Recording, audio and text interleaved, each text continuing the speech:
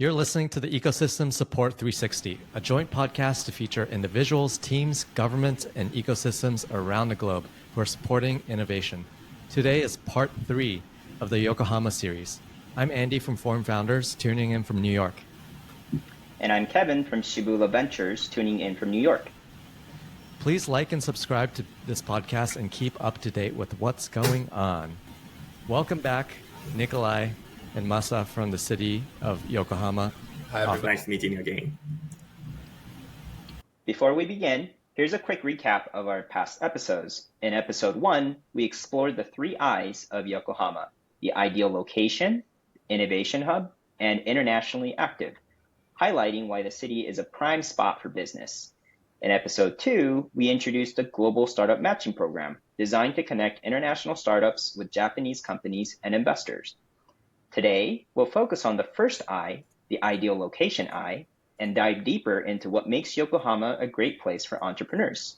To explore this topic, we've invited a very special guest, Yokohama-based entrepreneur, Christian, to share his insights and experiences. So let's get started. Thank you for joining the podcast, Christian. Nice to be here. Thank you. First, could you please introduce yourself and share a bit about your journey? Try to keep this short enough. I'm an 80s baby from the Toronto area, right? So back then, Japan was kind of like the city of the future. We got all the coolest stuff from Japan. Nintendo came out when I was a kid, right? We're playing Mario, we're playing all these games, and Japan is the place to be. And I guess that kind of stuck with me. Now, when I got into university, I started studying architecture, and I fell in love with a Japanese architect named Ando Tadao. Now, Ando Tadao, world famous Pritzker Prize winning architect, but I loved his story as much as his work. Here's this guy, he was a boxer, and he wasn't very good. And he decided, I'm kind of sick of getting knocked out all the time. I'm just going to become an architect. Didn't go to school, I'm going to set up shop. And he had this one amazing innovation, which was to make concrete beautiful. Concrete we consider this base material. It's rough and ugly, but Ando Tadao was like, no, let's polish it. Let's make it shiny. And as an architecture student, I loved the simplicity of his design, and I had to come see it. So in 2002, I did a homestay in the Himeji area. Now, when people do homestays, they usually don't go to Himeji. I ended up spending a lot of time in Kobe, which of course was quite nice. But I came at the exact dates the World Cup started and ended. 2002 had the World Cup of soccer, split between Japan and Korea. This was Japan's, as I understand it, and even in hindsight, this was Japan's first big push to become an international sort of place. Now, that's when they started changing signs from just Japanese to Japanese and English, when they started catering to non-Japanese people. So I was fortunate. I got to see that sort of evolution real time. So when I went back to school after my homestay, I knew I had to come back to Japan. My journey this time brought me to the Tokyo area, and I lived there for 6 years, mostly as a headhunter. But I headhunted for venture capital companies and startups. I wanted to understand how that system worked, because I always wanted to be an entrepreneur myself. Since 2009, I have lived in the Yokohama area, but that's my basic journey. Feel free to poke holes in it or ask any other questions you have. Yeah, and that's very fascinating. When you said you were also a headhunter in the Tokyo area, how did you end up finding that gig or job? Oh, you can speak to like 10,000 people and get 10,000 answers. Because becoming a headhunter in Tokyo means basically, even if you work for a company, you manage yourself. And when you start that job I was 24 years old, I was one of the younger people in my company. You kind of had to mature relatively quickly, especially as a business person. Headhunting can also be pretty cutthroat at times. It is highly competitive. There's a limited number of candidates, a limited number of clients. You have to find your niche. You have to find processes that work for you. You have to figure out, how to build up trust, how to build your network, how to sell. And headhunting is a sales job through and through. Can you But tell us a little bit more about the company that you eventually co-founded, Evolany? sure. I co-founded Evolany in 2018. We just had our 7-year anniversary.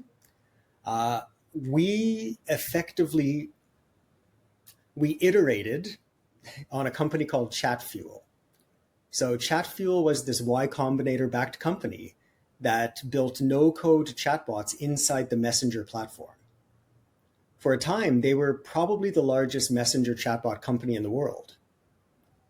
Thing is, we're in Japan. We don't really use Messenger. We use Line. So we wanted to take what ChatFuel did, but we wanted to build it inside Line. We wanted people to go to our platform, AnyBot, and build their own chatbots that could be connected, inside Line. Here's the thing, though. Right after we did that, WeChat in China kind of built their mini program system, right? So I guess in China, you have a lot of different app stores, different verticals. Google Play and the Apple App Store don't have as much power, so you have a lot of competitors. And WeChat at that time, as I understand, was thinking the same. We can build our own app store, or wait a minute, we can just load apps inside WeChat. So you're on WeChat, you're chatting with your friends and family, you're ordering KFC, you're making a reservation at a salon, and you can do all that within that WeChat super app.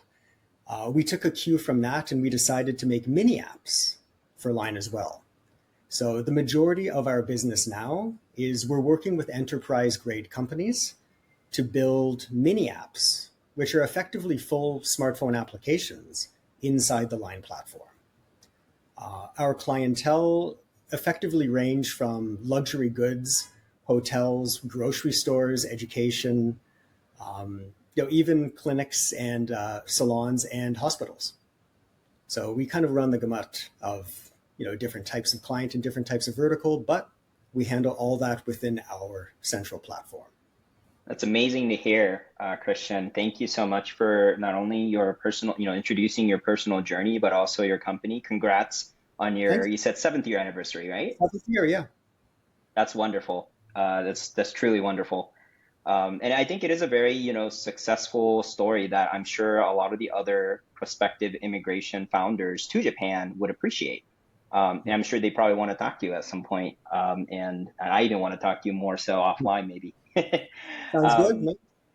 Yeah, wonderful. And I just want to do a quick follow-up. So you've been in Japan for really quite a long time, and specifically in Yokohama since 2009. Let's see, do some math here. About 15 years now in Yokohama. And over the years, what are some of the things that you've really appreciated about living in Yokohama? Sure. I got to run a bit of a dichotomy here. I do have to compare it to my first 6 years in Tokyo. In my 20s, Tokyo was the perfect place to be. Tokyo is that type of city like New York, where if you know where to look, you can do pretty much what you want to do at any time. If you want, legit Mexican food at 4 a.m., you can do it. It's great. Yokohama, I moved to Yokohama at the right time as well. I had just turned 30 years old. I was thinking more along the lines of, family, settling down, like putting down roots. Yokohama felt more the city for that. Yokohama, I guess we can describe it as a newer city as well. And it benefited from kind of newer or more modern planning. Coming from a Western country, from Canada, I appreciate like Yamate. I'm sure Nikolai has probably been there, but maybe not Kevin or Andy.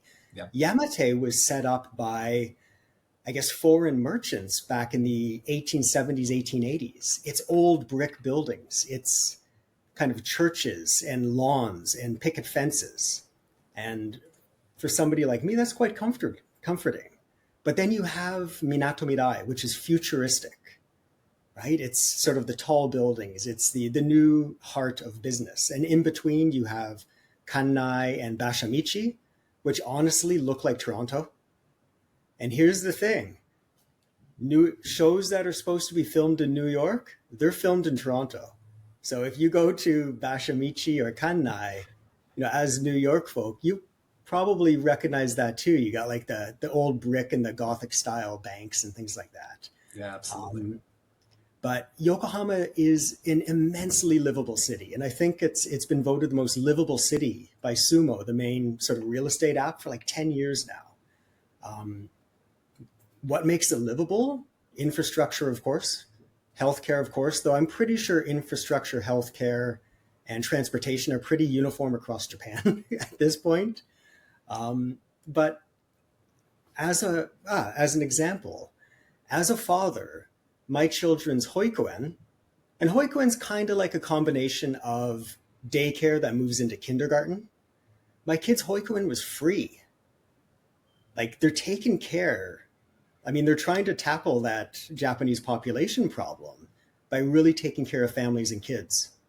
And that's, for me, that's the biggest appreciative point I have about living here is it is a livable city naturally, but they take care of families and kids clearly. So I'm highly appreciated for that. Wonderful. No, I love it, Christian. And I can certainly see what you're talking about. Ever since I was a kid, actually, my grandmother still lives in Yokohama. So I've been visiting Yokohama almost every year. And I've really seen it in, just actually in person of what kind of city Yokohama is. So thank you so much. I want to give a quick shout out to the kind of the nature as well, if that makes sense. I love cycling and I love sort of long distance walks. We have nature here too. We've got great zoos. There's a free zoo a kilometer from my apartment. A free zoo, which is remarkable. And it's a good one too. So in any case, sorry about that, but got to give a shout out to nature. Yeah. I love how you also covered livability in so many different factors and facets of life as well, from like the family to nature to accessibility, being able to build your company. And you've really highlighted that in the last couple of minutes, but specifically pertain to running your business. What advantages does Yokohama offer for founders who are maybe not, born and raised in Japan to build their company in Yokohama? Honestly, and this is unfortunate, but I can't speak to the specific services that Yokohama provides to founders. We sort of bypassed that. I had started a couple companies previously, and my co-founder had as well. So we already had, I guess, those arrows in our quiver. We didn't really need to go beyond that. And Shoto Buchake, we actually registered our business in Shibuya. And this is because 2018, we're this SaaS startup. We're thinking ambitiously. We want to IPO in the future. Like, this is the goal, right? And we want to, you got to play the cards as they're dealt, and you got to play the best hand. And that means register in Shibuya, register in Bit Valley. It is kind of unnecessary, to be honest, because we did that, but we stayed in Yokohama. We never really considered moving to Shibuya or moving outside of Yokohama. The benefits of staying here, biggest benefit, you're a young founder. You have limited money. Like, that's it. A lot of it comes down to financial decisions, and Yokohama's cheaper. Price per square foot for a good office close to Yokohama Station, I can't give you full percentages, but it's probably 20 to 40% cheaper than what you're going to find in, of course, Shibuya, Meguro, Gotanda, these sort of hotbed places for tech startups. But that's if you want to be near Yokohama Station. If you want to get an office in Bashamichi or Kannai, it is even cheaper. And you're still connected to the main subway line, still connected to a large population. Specific benefits, other benefits of sort of setting up office here, we still benefit from that greater Tokyo area talent pool. Now, Tokyo is, I think it might still be the largest metropolitan area in the world. I'm not sure, but I think it still sits at about 38 million people. That talent pool is still accessible to Yokohama companies. We are, if you want to travel north, we're technically 20 minutes away from Tokyo by train, and you can get to Shibuya in 27 minutes. So that talent pool is still ours. That talent pool, though, where a lot of companies might start in Tokyo and they're collecting people going sort of south to north, and they're going with, rush hour train traffic. We get the opposite. They're swimming downstream, basically. So we have people that live in Tokyo and they're happy to come out here because they get a seat on the train in the morning, which is kind of a strange benefit, but it does add up. If you're going to spend an hour on the train, you want to do it comfortably, right? We also benefit from education, like Kanagawa University, Yokohama International, and Keio University. Pretty good schools. Keio University is always considered one of the top 3 in Japan. It kind of fights it out with Waseda and Todai. Keio is pretty close, and we have a couple campuses that are relatively close by. So we benefit from that talent pool as well. If I could jump in too, as a representative of the city of Yokohama, I just want to say thank you so much, Christian, for giving us your real opinions and your lived experience. Just I think that's super valuable. As a representative of the city of Yokohama, I could give some of I could mention that sumo data that you did and some other data about Yokohama's business landscape. But I think having lived it and having chosen Yokohama, you're a far better person for the audience to hear from, and so that's why it's really valuable to hear not only the good about Yokohama, but what made you choose that at what time, and what really would make it the right spot for people actually. I think that's really amazing, and I think it's also really great that you had that experience with Japan, that you were able to sort of start your business and register, and you didn't need that extra support. But I just did want to mention that our office, the City of Yokohama's office to the Americas, located in New York, we do try, as we've mentioned in previous podcasts here with the Ecosystem Support 360, we try to sort of act as a bridge to support those entrepreneurs that are expanding to Japan that don't maybe have that familiarity with Japan yet, and so connecting them to English language, connecting them to English language lawyers that might help with business registration or services, and trying to help connect those dots for the people that don't have the experience. So, I think whether or not you're finding it on your own, or if there's any way we can help, we're always happy when people do find that Yokohama is the place for them. Wonderful. Thank you for those insights, Christian, again. And, just for the listeners who may not be familiar with the whole downstream, upstream, how comfortable it is in a packed train in Tokyo, Yokohama area, it is not comfortable. Okay. From Yokohama area to Tokyo is very packed. And the other way around is not so packed. And, for those of us living in New York, it's kind of like going upstate, to Westchester County versus going into the city, into Manhattan. Or if you're from, let's say, the West Coast, like LA, like myself, where I'm from, it's kind of like driving to the eastwards instead of driving westwards. And it's a complete, half the time to travel in a car even. So you really, that big comfort factor is so big. And I'm sure a lot of the talent pool will appreciate that. Mm-hmm. So thank you, Christian, for that huge insight. We actually, I could add to that a bit. We have a lot of young staff members. And of course, Tokyo is still the place to live when you're in your 20s. There's a lot of people from all over Japan. It is like New York. You get people kind of filtering in, right? Mm-hmm. And most of our young staff do live in Tokyo. They have no problems traveling southbound to Yokohama.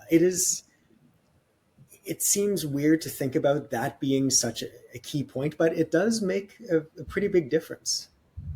So absolutely. And I believe you. And, on the note of that whole business, side of the conversation here, I'm sure starting a business in a foreign country as a foreigner was very hard. You make it sound so easy, but I'm sure there were a lot of challenges and difficulties that happened, which I'm sure you have overcome. And based on, your experience, I'm sure the audience would appreciate some additional insights, and some examples of what are some of the challenges that you had to overcome and how you overcame it, And what can Yokohama and maybe Japan as a whole do to become even more attractive for amazing foreign entrepreneurs like yourself? Okay. Um, I'll be a little bit facetious at first. One of the biggest challenges to overcome is the carpal tunnel syndrome that you get from stamping a hanko on 80 half-folded pages to register your business. This is a Yeah, unique absolutely. cultural point. I've done this a couple times. The first time I did it, and again, I am being facetious, of course, but it does show sort of the levels of bureaucracy that you do have to go through. There are different types of businesses you can register in Japan, and I've registered a couple KKs, Kabushiki Kaisha, which is the typical joint stock company, and those are the most expensive and difficult to set up. But honestly, they're not fully necessary. It depends on the type of business you want to run. Not, of course, a lawyer or legal representative, but as I understand it, if you're a tech person and you want to build an app and you want to monetize that app, you don't need to start a business for that. You can actually build that app first and register it with the city office or the ward office within 1 month after you start making money. And that's remarkable. It really opens the doors for a lot of younger developers that might have an idea, right? Yeah, huge. I've actually started 2 Delaware LLPs from Japan because it was easier to start at the time. And when you're testing out an idea, it's not fully necessary to tick off the most difficult boxes first. If my idea was successful, I would have transferred the Delaware LLP. I would have stopped it and started a KK. But KKs are expensive, and they do take time, and they do give you carpal tunnel. So it was just a little bit better to do that Delaware LLP. I think a lot of people might overthink starting their business as well. Like the true spirit of entrepreneurialism is in the garage. It is getting stuff done and building stuff and breaking stuff and trying stuff out. Like that's where it's born. If you can do all that before even starting your business. And that's what I do recommend to younger entrepreneurs is take care of most of that product first. Now, here's the thing though. If the product is sound, if the team is good, and if the ambitions are high, you need further investment. Japan's not a great country for venture investment. It's not a bad country by any means. It doesn't compare, though, to places like Singapore or Seoul or, even, of course, America. But aside from those kind of outliers, Japan is still pretty good. The issue, though, is a lot of investors will not invest in a Delaware LLP. They'll not invest in a sole proprietorship. They will only invest in a KK. So if you're at that level in your business where you want to take on extra investment, responsibility, growth, and scale, that's when you need to fully register that KK company because that will get investors' attention. That's kind and just of for clarity, yeah. That's Japanese investors, right? So yes, Japanese investors. Got it.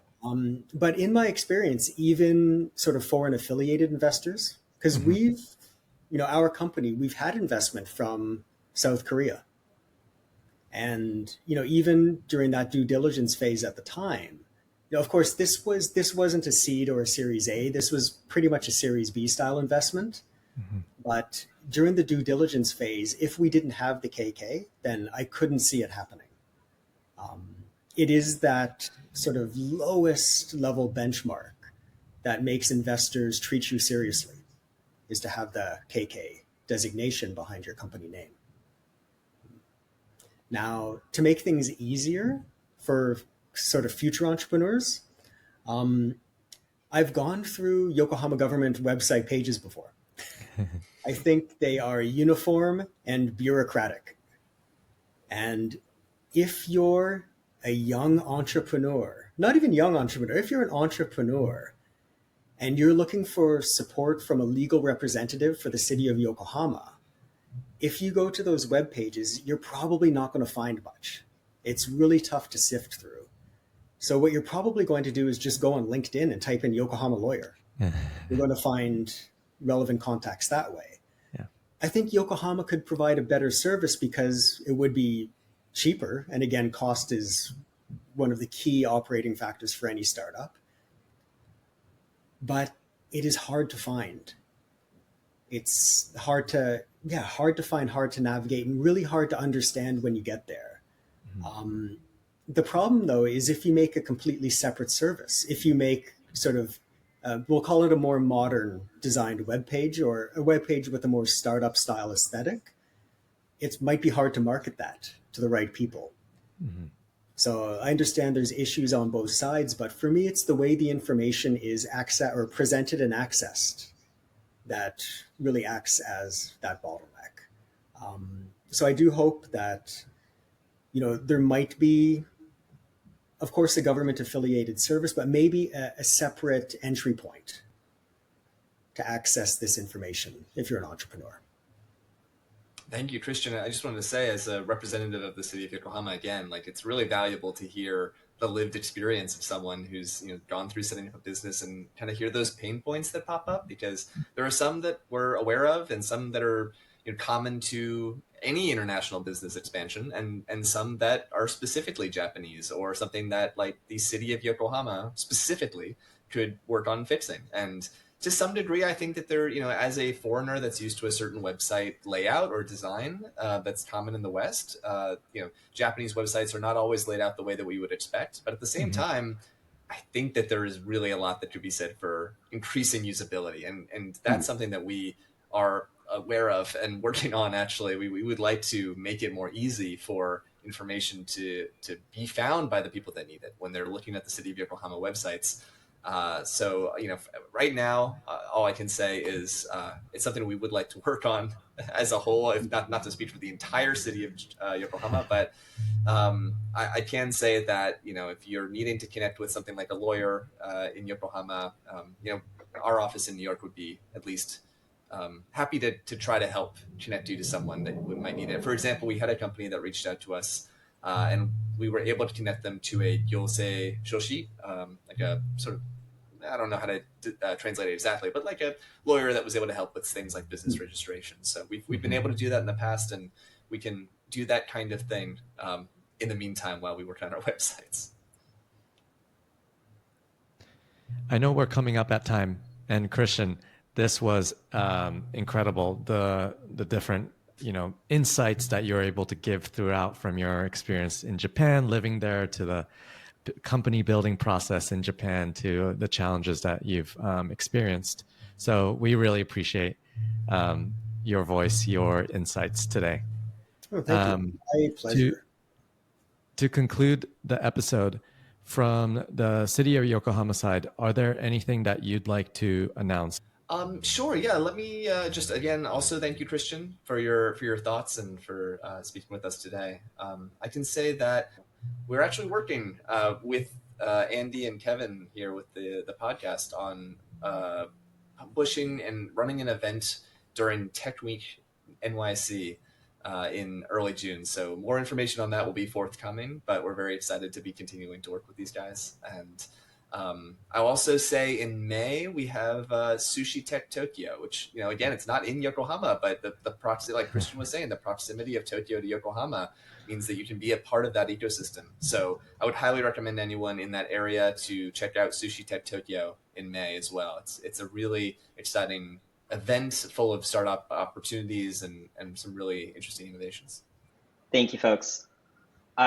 Before I make the conclusive statement here, Christian, again, thank you.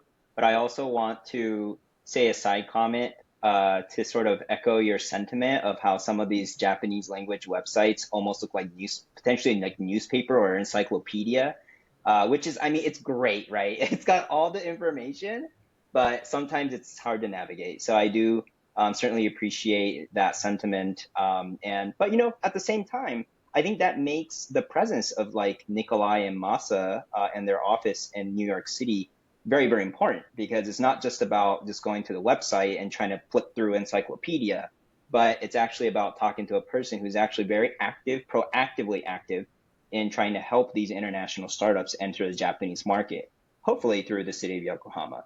So I just wanted to give a quick round of applause to Masa and Nikolai for their efforts. And Christian, again, thank you so much. And especially for the audience, thank you so much for listening in. For those who want to get more information or have any questions, please contact any of us from the information on the screen or in the description. And last but not least, we would certainly appreciate you answering a quick survey whenever you have the moment. Thank you very much. Have a good day.